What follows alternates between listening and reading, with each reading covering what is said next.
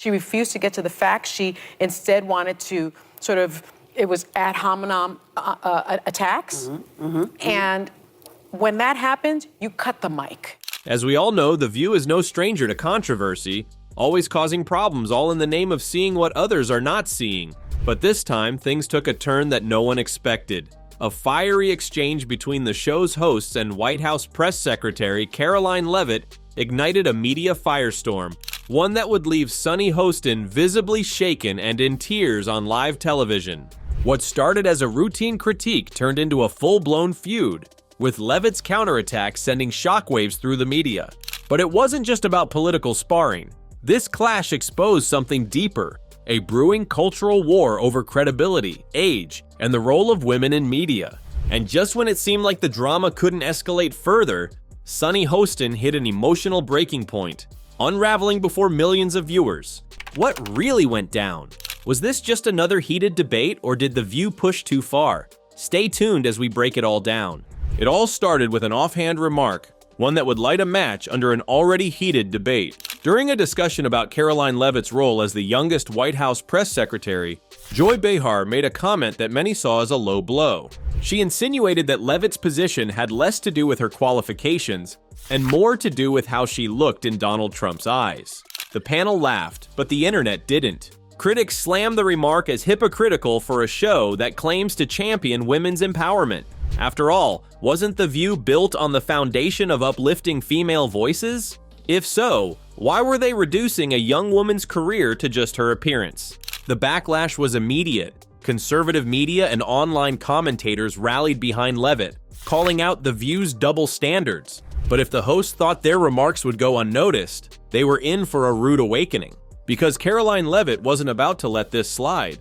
Instead of taking the usual route, appearing on mainstream news networks to defend herself, Leavitt did something unexpected. She took the fight directly to her audience. In a viral video posted to her social media, Leavitt didn't hold back. She called out The View's hosts as disconnected and accused them of undermining her professional achievements simply because they disagreed with her politics.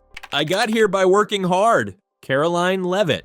She pointed to her years of experience as an assistant press secretary and campaign operative, making it clear that her position wasn't handed to her, it was earned. And then, she turned the tables. She accused The View of doing exactly what they claimed to fight against, diminishing women based on appearance rather than their abilities.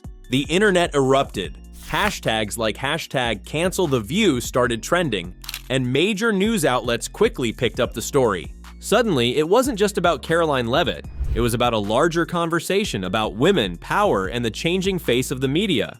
But while Leavitt was gaining support, The View was dealing with a different crisis. Because behind the scenes, the tension was becoming unbearable.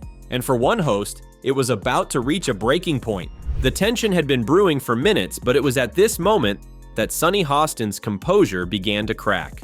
What started as a spirited debate had now turned into a full-blown political battlefield. As Karoline Leavitt delivered yet another direct, unfiltered rebuttal, Sunny, usually poised and articulate, suddenly found herself struggling for words. She blinked rapidly, clearly shaken. The frustration was visible in the way she clenched her jaw and adjusted her papers, a telltale sign that she was feeling the heat. The audience sensed it too. A hush fell over the room, the kind that precedes either a major comeback or a complete meltdown. "You're misrepresenting the facts," Sunny finally shot back, her voice carrying an edge of desperation. But the damage had been done. Karoline had already made her point crystal clear, and the crowd knew it. Sunny's hands trembled slightly as she reached for her cup, taking a sip of water in an attempt to regain her composure. But Karoline wasn't done yet. She seized the moment, her voice steady and unwavering. "This is the problem with mainstream media," Karoline declared. "You push narratives instead of listening to facts." And guess what? The words hit like a thunderclap. Sunny's expression darkened. For the first time in the exchange, she looked cornered. Her eyes darted toward the co-hosts, perhaps searching for backup, but even they seemed hesitant to jump in.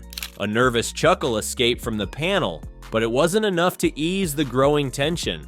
The power dynamic had shifted, and everyone knew it. Sunny Hostin, one of The View's most formidable voices, had just been outmaneuvered on live television. Then came the moment no one saw coming. The producers, always attuned to the pulse of public reaction, made a bold move.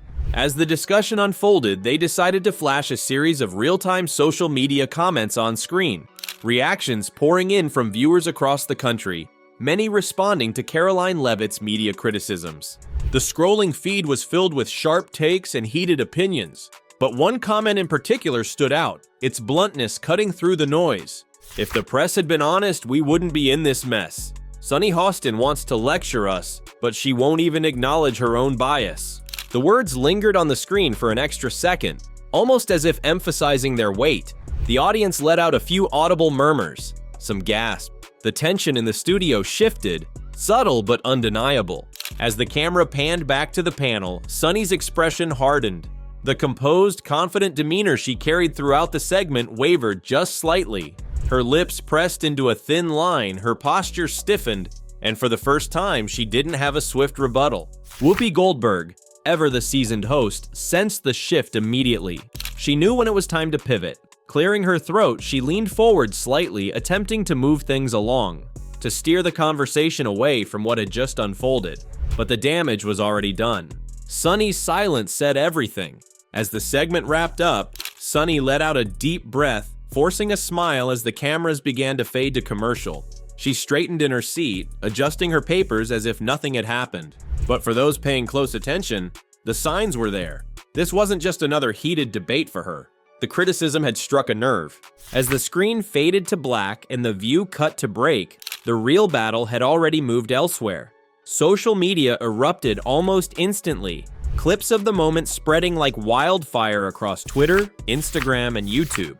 The headlines practically wrote themselves, "Sunny Hostin left speechless after Karoline Leavitt's words come back to haunt her." The View tries to dismiss Leavitt, it backfires spectacularly. Karoline Leavitt shuts down The View without even being there. And just like that, the damage control had to begin.